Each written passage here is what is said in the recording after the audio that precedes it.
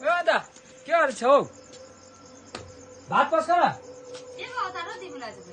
तेरो अहिले लाइन जान्छ छिटो गर त अहिले जान्छ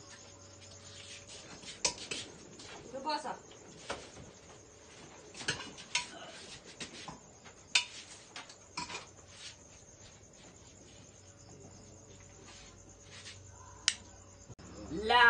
भन्दा भन्दै लाइन गइहाल्यो नि हो अब के बाल्नु पर्ने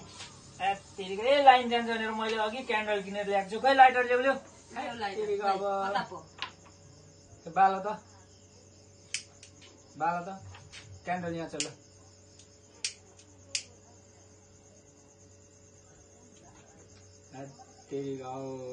यस्तै हुन्छ क्या यो अब देशको हालत यस्तै हुने भयो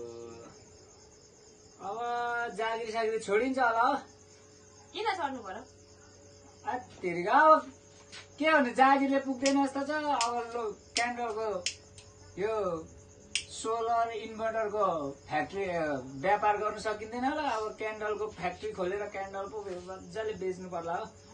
अब लोड सेडिङको सेड्युल पनि आइसक्यो अरे बेलुका 3 घण्टा दिउँसो 2 घण्टा अरे अब यस्तै पाराले हो भने त पहिलाको जस्तै 18-20 घण्टा पुग्छ होला आनन्दले क्यान्डल बेचिन्छ अब धनी धनीले पो सोलर इन्भर्टर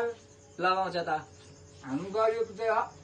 क्यान्डल बाल्ने सबै धेरै जस्तो क्यान्डल बालिहाल्छ क्यान्डल कम्पनी खोलिन्छ क्यान्डल फ्याक्ट्री खोलिन्छ टन्नै पैसा कमाइन्छ भइहाल्छ नि अब सबै गरिबले त क्यान्डल त बाल्ने धनीले मात्र सोलर र इन्भर्टर बाल्छ त